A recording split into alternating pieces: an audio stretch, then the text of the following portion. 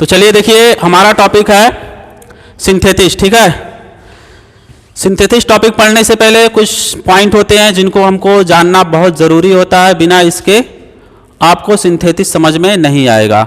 ठीक है, तो कुछ बहुत ही इंपॉर्टेंट पॉइंट होता है जो आपको जानना चाहिए, ताकि आपको जो है सिंथेसिस में जब हम लोग सेंटेंस का कॉम्बिनेशन करेंगे, जब उसको हम लोग दो या दो से अधिक सेंटेंस को जोड़ के एक बनाएंगे तो हमको आसानी होगी। ठीक है, तो आइए सबसे पहले हम लोग देखते हैं इसमें सेंटेंस। आप लोग सेंटेंस के बारे में पढ़ चुके होंगे, है ना। बहुत से लोगों को सेंटेंस का डेफिनेशन भी याद होगा कि सेंटेंस किसे कहते हैं, है ना। तो आइए सबसे पहले इसका डेफिनेशन ही देख लेते हैं हम लोग। देखिए क्या है, a combination of words that makes complete sense is called a sentence. मतलब क्या होता है, शब्दों का वह समूह जो पूरा अर्थ देता है या जो पूरा अर्थ प्रकट करता है, वही क्या कहलाता है, सेंटेंस कहलाता है। ठीक है, समझ में आ रहा है।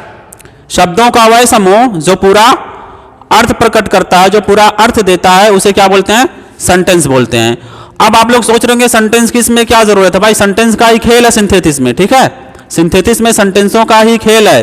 सेंटेंस को बड़े बड़े सेंटेंस, दो या दो से अधिक सेंटेंसों को हम लोग जोड़कर कितना बहुत छोटे छोटे सेंटेंस बनाएंगे। क्या बड़े सेंटेंसेस दिए रहेंगे, उसको आपको जोड़ के क्या कितना सेंटेंस बनाना है, एक सेंटेंस बनाना है। ठीक है, इसीलिए आपको सेंटेंस के बारे में पूरा डिटेल मालूम होना चाहिए। तो सेंटेंस वही होगा जो पूरा क्या देगा, अर्थ देखा, जिसका पूरा मीनिंग होगा, वही सेंटेंस होगा। ठीक है, तो आइए इसको एग्जांपल के माध्यम से समझते हैं। जैसे देखिए, राहुल राइट्स अ लेटर। तो यहां पे देखिए राहुल एक पत्र लिखता है ना, राहुल एक पत्र लिखता है। तो इसमें पूरा सेंस क्या है, क्लियर है कि नहीं। ये सेंटेंस आपको पूरा क्या दे रहा है, मीनिंग दे रहा है ना। इसमें कोई ऐसी बात नहीं है जो इसमें क्लियर ना हुई हो। देखिए, Reena goes to temple, Reena कहां जाती है, मंदिर जाती है। तो इस सेंटेंस से भी हमको क्या पता चला, पूरा अर्थ पता चल रहा है, पूरा मीनिंग इसका निकल रहा है। ठीक है ना, क्लियर है। से भी क्या बन जाता है, ये भी क्या है, गो भी क्या एक सेंटेंस है, क्या है, सेंटेंस। इसको सेंटेंस क्यों बोला जा रहा है, गो मतलब अगर हमसे आपसे कहें कि गो मतलब क्या, आप जाओ, यानी इसमें कौन सा सब्जेक्ट छुपा हुआ है, यू छुपा हुआ है। तो ये गो भी क्या एक सेंटेंस है, यानी बिना वर्ब के कोई सेंटेंस नहीं बन सकता है। ठीक है ना, बिना वर्ब सेंटेंस बनाने के लिए, एक सेंटेंस का मीनिंग देने के लिए आपको वर्ब का हेल्प लेना पड़ेगा। विदाउट हेल्प के आपको मीनिंग पूरी क्लियर नहीं होगी। तो आइए आप समझते हैं सेंटेंस के कितने पार्ट होते हैं। ठीक है, जो सेंटेंस के मेन पार्ट होते हैं वो कौन कौन से होते हैं, एक सब्जेक्ट होता है और एक प्रेडिकेट होता है। ठीक है, सब्जेक्ट और प्रेडिकेट से मिलकर ही क्या बनता है, एक सेंटेंस बनता है। इसका एग्जांपल लेते हैं, Mohan is a good man. तो इसमें कोई बताएगा सब्जेक्ट और प्रेडिकेट। सब्जेक्ट क्या है, सब्जेक्ट आपका मोहन हो गया, है ना, और प्रेडिकेट कितना हो गया आपका, इतना क्या हो गया, प्रेडिकेट हो गया। अब प्रेडिकेट में क्या क्या छुपा होता है, पूरा आपका वर्ब होता है, ऑब्जेक्ट होता है, कॉम्प्लीमेंट होता है, पूरा आपका प्रेडिकेट के ही अंदर आता है। Reena is a smart girl, है ना, रीना क्या है, एक बुद्धिमान लड़की है। तो ये भी क्या है, रीना इसमें क्या है, सब्जेक्ट है, और इससे लेके वर्ब से लेके जितने भी उसके आगे आते हैं पार्ट, सब किस में आते हैं, प्रेडिकेट में आते हैं। आई होप कि इतना पूरा पॉइंट आपको क्लियर हो गया होगा कि मतलब सेंटेंस किसे कहते हैं और सब्जेक्ट प्रेडिकेट के पार्ट कौन कौन से होते हैं, आपको समझ में आ गया। हम लोग जो मेन पॉइंट आपका, ये तो आपको इतना बेसिक नॉलेज होना चाहिए सेंटेंस के बारे में कि सब्जेक्ट कौन सा होता है, प्रेडिकेट कौन सा होता है ना, और सेंटेंस किसे कहते हैं, इतना मालूम होना चाहिए। अब जो हम लोग का जो मेन पॉइंट स्टार्ट होने जा रहा है वो है क्लॉज। तो आइए इसका डेफिनेशन हम लोग देख लेते हैं। क्लॉज का मतलब क्या होता है, इसका डेफिनेशन क्या होता है, क्लॉज किसे कहते हैं। देखिए, ए clause is a part of a sentence. इतने से हमको क्या सेंस मिला, ये क्लॉज जो होता है ना, किसी एक सेंटेंस का क्या होता है, भाग होता है। हालांकि सेंटेंस नहीं होता, क्या होता है, भाग होता है। यानी जो है क्लॉज किसी सेंटेंस का क्या होता है, एक पार्ट होता है। Are a group of words, या शब्दों का समूह होता है, which has a subject and a verb, और जिसके अंदर क्या क्या होता है, कम से कम एक सब्जेक्ट और एक वर्ब होता है, वही क्या होगा, क्लॉज होगा। आसान लैंग्वेज में देखिए, आसान लैंग्वेज में आपको हिंदी में यहां पे लिख दिए हैं, किसी सेंटेंस का वह भाग जिसमें एक सब्जेक्ट और एक क्या होता है, फाइनाइट वर्ब होता है, जिसके बारे में हम आपको बता चुके थे कल कि फाइनाइट वर्ब क्या होता है ना। फाइनाइट वर्ब क्या होता है? वह वर्ब जो सब्जेक्ट के नंबर के अनुसार अपना नंबर बदलता है और हमें टेंस की जानकारी देता है, वही क्या होता है? फाइनाइट वर्ब होता है। तो क्लियर है? तो क्लॉज क्या होगा? किसी सेंटेंस का वह भाग जिसमें कम से कम एक सब्जेक्ट और एक फाइनाइट वर्ब होता है, वो किस में गिना जाएगा? क्लॉज में गिना जाएगा। और क्लॉज जरूरी नहीं है कि पूरा मीनिंग देगा, क्लॉज पूरा मीनिंग दे भी सकता और नहीं भी दे सकता है। तो इसीलिए हम गारंटी के साथ नहीं कह सकते कि क्लॉज पूरा क्या होता है? सेंटेंस होता है। क्लियर है? समझ में आ रहा है? तो चलिए आइए हम लोग एग्जांपल लेते हैं, इसमें तभी समझ में आएगा। देखिए, Rahul writes a letter. Rahul क्या कर रहा है? राहुल एक पत्र लिखता है। तो अगर हम इसका डेफिनेशन देखें तो भाई इसमें एक सब्जेक्ट भी हो गया है ना, ये सब्जेक्ट भी हो गया और इसमें क्या हो गया? एक वर्ब भी हो गया। तो इसके अनुसार ये क्या है? पूरा एक क्या है? क्लॉज है। क्या है? क्लॉज है। पूरा मीनिंग भी दे रहा है ना।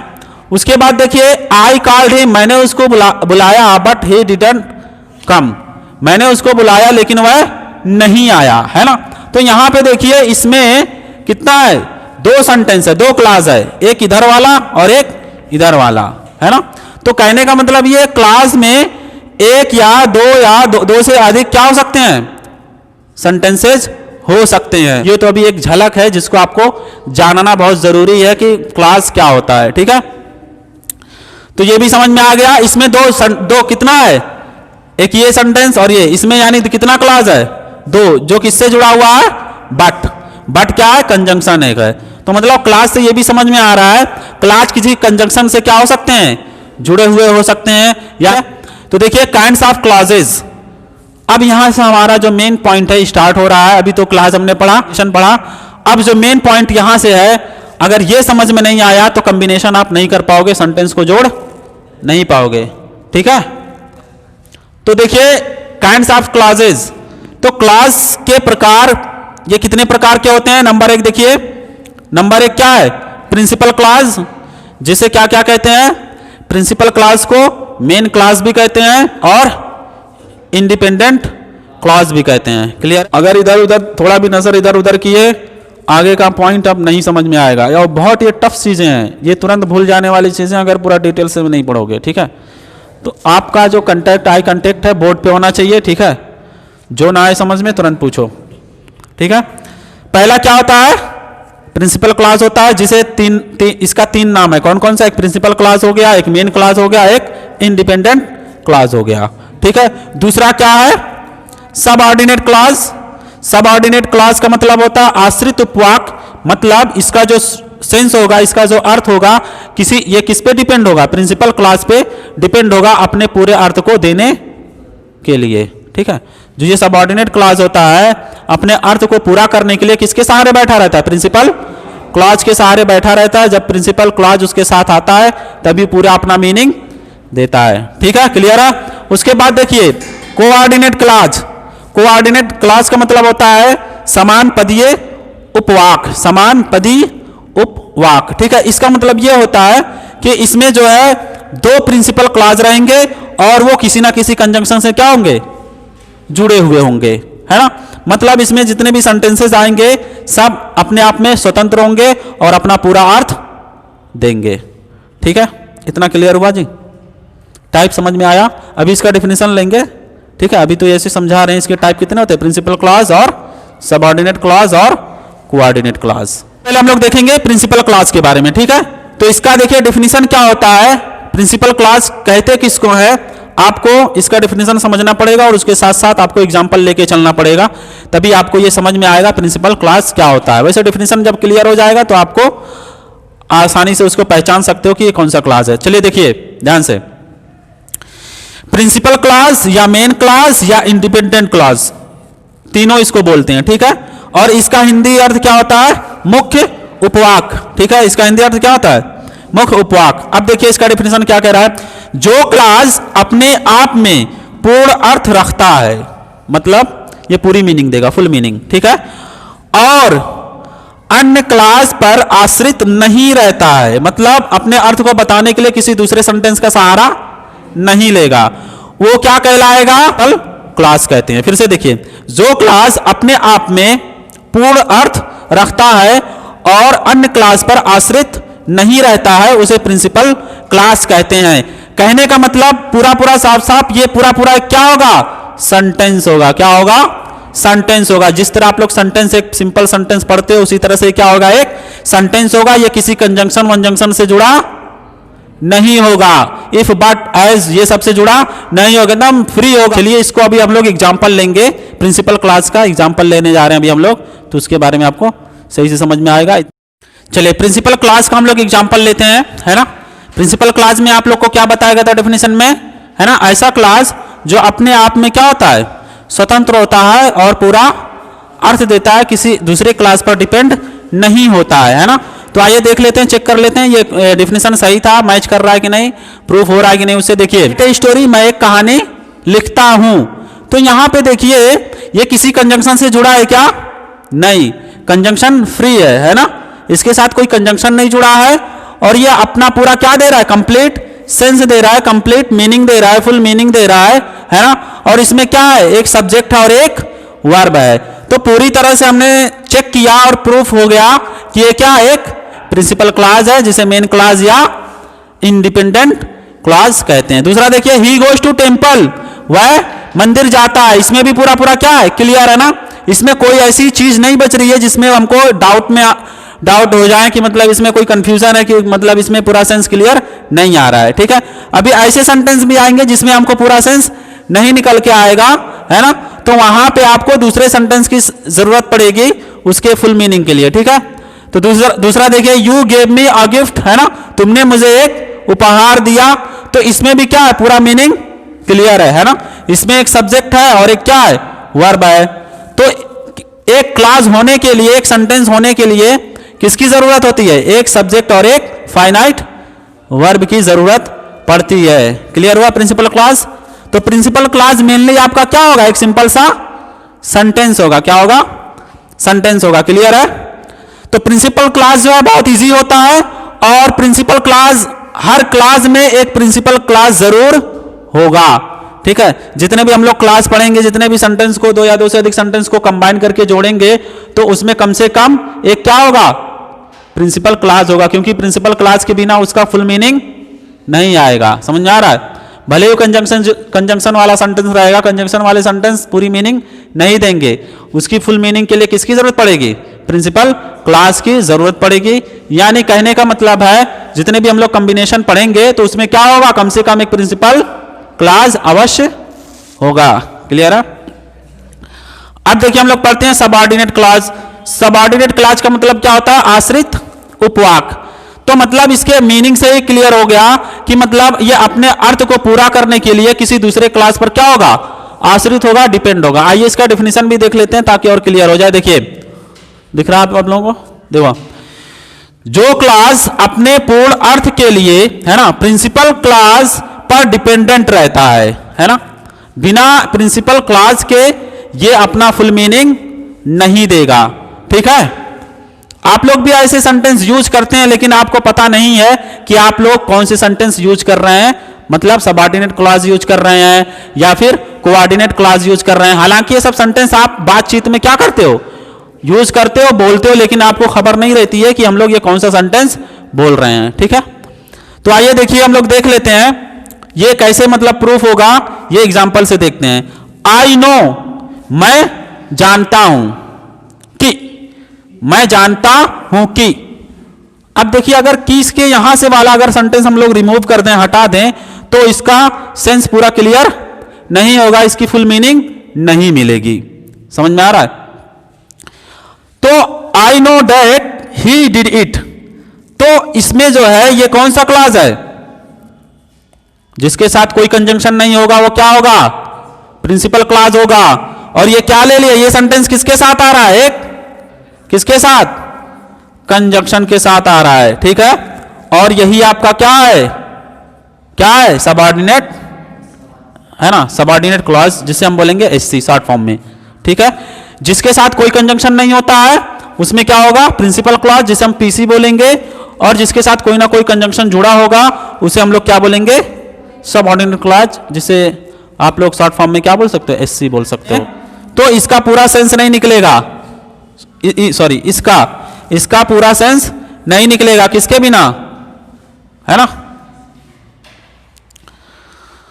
तो आइए एक एग्जांपल और देखते हैं। देखिए, आई मेट द मैन, मैंने उस आदमी से मिला, मैंने उस आदमी से मिला। अब अगर इतना ही रहने दें तो इसका सेंस क्या होगा, क्लियर नहीं होगा, है ना।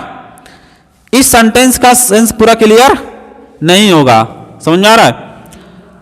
हाँ, नहीं, उस आ जा रहा है ना, मैंने उस आदमी से मिला। अगर ऐसे कहता मैं एक आदमी से मिला तो क्लियर हो गया होता, लेकिन क्या कह रहा है, दा लग रहा है ना।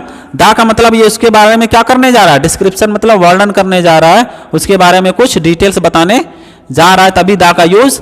मैंने वह किताब खरीदी, आई बॉट द बुक। अब इसका मतलब इसके आगे भी कौन सी बुक है, उसका डिटेल्स, उसके बारे में कुछ जानकारी मिलेगी। इसीलिए I met the man who came here. तो यहां पे देखिए, यहां पे कौन सा प्रिंसिपल क्लॉज है और कौन सा सबऑर्डिनेट क्लॉज है, कोई बताएगा? आई मेट द मैन क्या हो गया आपका, क्या हो गया, पीसी हो गया, ठीक है। और जिसके साथ कंजंक्शन वाला जो सेंटेंस है वो क्या हो गया, एससी हो गया, सबऑर्डिनेट क्लॉज हो गया। तो याद रखना, जब भी कोई सबऑर्डिनेट क्लॉज होगा वो किसी ना किसी कंजंक्शन से क्या होगा, अटैच होगा, वो किसी ना किसी कंजंक्शन को लेकर चल रहा होगा, और यही बहुत इंपॉर्टेंट है। और अभी इसी का डिटेल्स, इसके और टाइप भी होते हैं, सबऑर्डिनेट क्लॉज के क्या होते हैं और टाइप होते हैं, जिसके अंदर क्या आते हैं, नाउन क्लॉज, एडजेक्टिव क्लॉज और एडवर्ब क्लॉज, इसी के अंदर हम लोग पढ़ेंगे, और पूरा खेल इसी के अंदर है। यही सबसे थोड़ा दिमाग खराब करेगा, नहीं तो कोऑर्डिनेट जो क्लॉज है ना वो बहुत आसान है, कोऑर्डिनेट क्लॉज जो है बहुत आसान है, सबऑर्डिनेट थोड़ा सा टफ है, इसी में बच्चे कंफ्यूज हो जाते हैं, मतलब पता नहीं लगा पाते हैं यहाँ पे कौन सा क्लॉज है। तो उसके लिए बहुत से ऐसे वर्ड होते हैं जिसको आपको याद करना पड़ेगा। और तो आइए सबसे पहले हम लोग देख लेते हैं इसका कुछ सबऑर्डिनेट क्लॉज के जो बहुत इंपॉर्टेंट कुछ वर्ड होते हैं जो उस सेंटेंस के पहले आता है, इसको हम लोग को याद रखना पड़ेगा, है ना, उसको याद रखना पड़ेगा, तभी आपको समझ में आएगा यहाँ पे कौन सा क्लॉज है, सबऑर्डिनेट क्लॉज है। तो आइए कुछ कंजंक्शन को देख लेते हैं जो किससे जुड़े होते हैं, सबऑर्डिनेट कंजंक्शन से जुड़े हुए होते हैं। जैसे देखिए एज भी क्या है, एज के बाद भी कोई सेंटेंस होता है ना, अगर एज के बाद सेंटेंस नहीं होगा सेंटेंस कंप्लीट नहीं होगा। और देखिए बिकॉज, क्योंकि, भाई क्योंकि कहने के बाद उसके आगे भी तो कोई रीजन बताते हैं। जैसे आपसे पूछा आप स्कूल क्यों नहीं आए, तो आप लोग क्या कहोगे, मैं स्कूल नहीं आया क्योंकि। अब क्योंकि की आगे अगर कुछ नहीं कहोगे तो कोई क्लियर नहीं होगा, यानी बिकॉज भी क्या होगा, एक सबऑर्डिनेट कंजंक्शन होगा, है ना। इसके बाद बिफोर आता भी है, टिल, आफ्टर, और उसके बाद व्हेन यहां पे क्या लिया जाएगा, जब या कब। तो इसका भी मीनिंग होता है, कभी जब ये कंजंक्शन का काम करेगा तो इसका अर्थ जब होगा, लेकिन जब ये क्वेश्चन वर्ड का काम करेगा तो क्या होगा, कब हो जाएगा। और इफ में क्या है, ये भी क्या बताता है, डिटेल्स बताता है ना। इफ के बाद भी कोई सेंटेंस होता है कहने के लिए, है ना, यदि तुम आओगे, है ना, यदि बारिश होगी, तो उसके आगे भी कोई सेंटेंस होता है ना। तो इफ का यूज किया जाता है किसमें, सबऑर्डिनेट कंजंक्शन में। डेट माने कि, है ना, कि यहां पे एज सुन एज मतलब जैसे ही, तुरंत। वाई माने क्यों, how, which, where, what, who, whom, whose, ये सब जो है वर्ड आप लोग पहले से भी आपको मालूम है, जो आप लोग ट्रांसलेशन में यूज किए हो। और ये जो इंपॉर्टेंट कुछ वर्ड है इसको आप लोग थोड़ा सा पढ़ लेना, याद कर लेना, ठीक है। इसी के माध्यम से हम लोग क्या बनाएंगे, क्लॉजेस बनाएंगे, ठीक है। चलिए, जो बहुत ही इजी होता है अगला क्लास, जो बहुत आसान होता है कॉम्बिनेशन करने के लिए, जो थोड़ा टफ था वो सबऑर्डिनेट क्लॉज है, क्योंकि। और एक बात और याद रखना, सबऑर्डिनेट क्लॉज में ये कंजंक्शन से जुड़ा होगा और पूरा अपना अर्थ नहीं दे रहा होगा। ये अगर आएगा तो कोई ना कोई क्या लेके आएगा अपने साथ, कंजंक्शन लेके आएगा, ठीक है। जबकि प्रिंसिपल क्लॉज और कोऑर्डिनेट क्लॉज, है ना, ये दो सेंटेंसों को जोड़ने का काम करेंगे, है ना, दो सेंटेंसों के बीच में क्या रहेगा, कंजंक्शन रहेगा, ठीक है। सबऑर्डिनेट क्लॉज और सबऑर्डिनेट क्लॉज में खाली यही याद रखना, इतने सारे वर्ड मतलब एज, बिकॉज, बाकी बाद में क्लियर हो जाएगा आपका। चलिए अगला लास्ट देख लेते हैं हम लोग, कोऑर्डिनेट क्लॉज। कोऑर्डिनेट का मतलब होता है समान पदीय उपवाक, ठीक है। तो चलिए इसका डेफिनेशन देख लेते हैं कोऑर्डिनेट क्लॉज का, बहुत इजी है, ज्यादा टफ नहीं है ये। देखिए, यह एक क्लास का भाग होते हुए भी, लिखना बंद करो, स्टॉप राइट नाउ। यह एक क्लास का भाग होते हुए भी अपने अर्थ के लिए किसी अन्य क्लास पर निर्भर नहीं रहता है। कहने का मतलब इसमें ज्यादा से ज्यादा जितने सेंटेंस होंगे सब क्या होंगे, कौन से क्लास, प्रिंसिपल क्लास होंगे। जितने से ज्यादा जितने क्लास होंगे कौन से होंगे, प्रिंसिपल क्लास होंगे। भाई वही तो प्रिंसिपल क्लास ही तो होता है जो अपने आप में क्या होता है, फ्री होता है और पूरा मीनिंग देता है। ठीक है ना, फिर से एक बार रिपीट कर दे रहे हैं, यह एक ऐसा क्लास होता है, क्लास का ऐसा भाग होता है जो अपने अर्थ के लिए किसी दूसरे क्लास पर निर्भर नहीं होता है। तो आइए देखते हैं, इसका एग्जाम्पल अभी क्लियर हो जाएगा कि सही है कि गलत है। तो देखिए यहां पे, तो इसके कुछ वर्ड होते हैं, जैसे एंड हो गया, बट हो गया, यट हो गया। एंड माने और बट माने लेकिन। तो देखिए इसका एग्जाम्पल पहले देख लो, उसके बाद लिखना, ठीक है। पहला देखिए क्या है, Mohan is handsome and smart. ध्यान से, ये नहीं कि बस इसका मीनिंग हम लोग समझ गए बस हो गया। इसमें दो सेंटेंस है, देखो ध्यान से, दो सेंटेंस कैसे बनेगा, इसमें कैसे बनेगा, मोहन इज हैंडसम एक सेंटेंस हो गया, मोहन इज स्मार्ट। हमने एंड को लगा के क्या बना दिया, एक सेंटेंस बना दिया है। ठीक है ना, हालांकि दोनों सेंटेंस अलग अलग थे, दोनों अपने आप में क्या रख रहे थे, अर्थ पूरा रख रहे थे, समझ में आ रहा है। और हमने इसको जोड़ के क्या बना दिया, एक सेंटेंस बना दिया, और दोनों क्या दे रहे हैं, पूरा पूरा अपने आप में क्या है, अर्थ निकल रहा है। तो मोहन क्या है, हैंडसम भी है और स्मार्ट भी है। यानी इस सेंटेंस में दोनों सेंटेंस अगर अलग अलग करेंगे, दोनों अपने आप में क्या रहेंगे, इसको हम लोग ऐसे लिख सकते हैं, Mohan is handsome and Mohan is smart. Clear हो रहा है, Mohan is handsome and Mohan is smart. इस तरह से भी आप लोग इसको लिख सकते हो। क्लियर हो रहा है। तो एंड से आपका मीनिंग इनकम्प्लीट नहीं होता, बल्कि क्या होता है, पूरा क्लियर हो जाता है। दूसरा देखिए, Reena is a rich, Reena क्या है, धनी है, बट सी इज ए माइजर, लेकिन वो क्या है, कंजूस है ना। तो यहां पे भी देखिए दोनों सेंटेंस देखिए, रीना इज ए रिच, ये भी अपने आप में क्या है, स्वतंत्र है। और इधर वाला भी देखिए, सी इज ए माइजर, दोनों अपने आप में क्या है, फ्री है। दोनों अपना क्या दे रहे हैं, पूरा मीनिंग दे रहे हैं। ठीक है ना।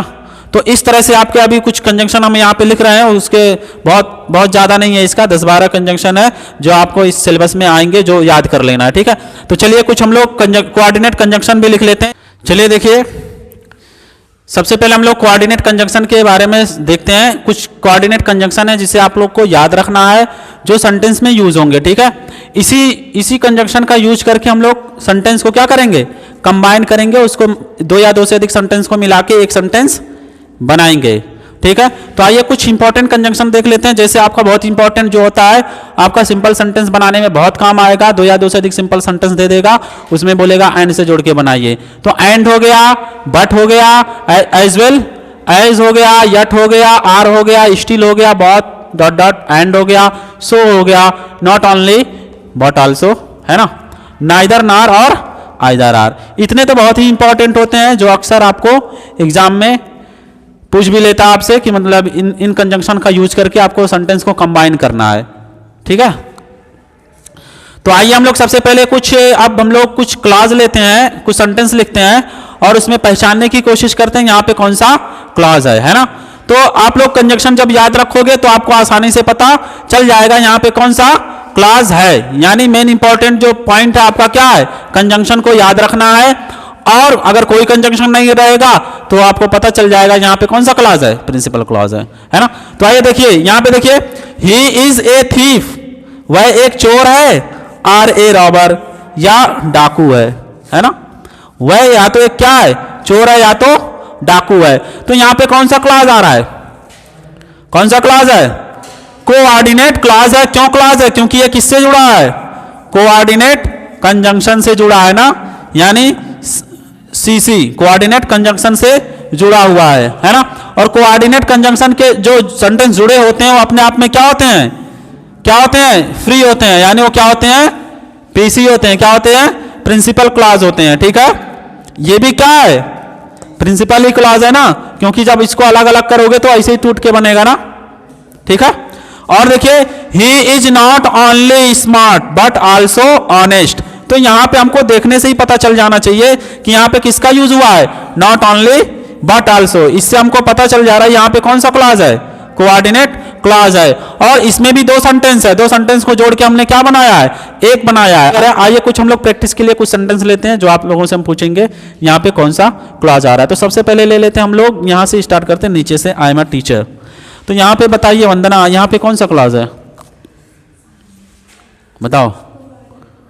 यहाँ पे ये I am a teacher, I am a teacher, यहाँ पे कौन सा क्लॉज है, नहीं आ रहा है तो पूछो। अब बताओ यहाँ पे साधना, यहाँ पे कौन सा क्लॉज है, I know how to swim, I know how to swim, कौन सा क्लॉज है, कौन सा क्लॉज है, सबऑर्डिनेट क्लॉज है। क्यों, क्योंकि ये किस कंजंक्शन से जुड़ा हुआ है, हाउ से जुड़ा हुआ है। ठीक है, क्लियर है। अब चलिए अगला, I know but he did not know, मैं जानता हूं लेकिन वह नहीं जानता।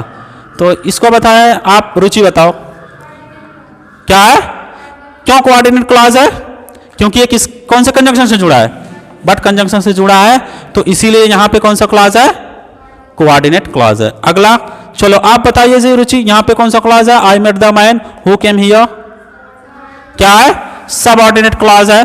चलो वंदना इसमें बताओ प्रिंसिपल क्लॉज कौन सा है, इसमें प्रिंसिपल क्लॉज कहां है, आई नो, वेरी गुड। यानी यहां ये किसी कंजंक्शन से नहीं जुड़ा है तो ये क्या है, पीसी है, प्रिंसिपल क्लॉज है। और ये जुड़ा है तो ये क्या हो गया, कोऑर्डिनेट क्लॉज यानी सीसी, है ना, कोऑर्डिनेट क्लॉज है ये, है ना। चलिए हो गया पूरा क्लियर। और ये देख लेते हैं शिवम, इसको बताओ, he is my friend but he did not help me, वह मेरा दोस्त है लेकिन मेरी हेल्प नहीं करता, नहीं किया। तो क्या होगा, क्या ये कोऑर्डिनेट क्लॉज है ना। क्यों, क्योंकि ये कोऑर्डिनेट कंजंक्शन से जुड़ा हुआ है, इसीलिए क्या है, कोऑर्डिनेट क्लॉज है। और यहाँ पे कौन सा क्लॉज है, ही इज माई फ्रेंड, इतना कौन सा क्लॉज है, क्यों प्रिंसिपल क्लॉज है, क्योंकि किसी कंजंक्शन से जुड़ा नहीं, कंजंक्शन फ्री है, कंजंक्शन मुक्त है ना। कंजंक्शन क्या है, मुक्त है। वहां पर बात बहुत अच्छा हिंदी वर्ड यूज कर रहे हो, मुक्त है ना, बहुत अच्छा। ये कंजंक्शन क्या है, मुक्त है, इसीलिए क्या है, पीसी है। ठीक है, क्लियर है। और देखिए सी इज एन एक्टर, बता दो वंदना ये क्या है, सी इज एन एक्टर, कौन सा क्लॉज है, एक्टर है भाई, इसमें कुछ कंजंक्शन जुड़ा ही नहीं है, क्लियर है। तो ये क्या है, प्रिंसिपल क्लॉज है। ठीक है, आई होप कि आपको ये क्लॉज वाले मैटर अब क्लियर हो गए होंगे। पहचानने का सबसे आसान तरीका यही है। अब जो है आपका सबऑर्डिनेट क्लॉज जो स्टार्ट होगा, आपका बहुत ही इंपॉर्टेंट पॉइंट, जिसमें हम लोग पढ़ेंगे नाउन क्लॉज, एडजेक्टिव क्लॉज और एडवर्ब क्लॉज। ठीक है।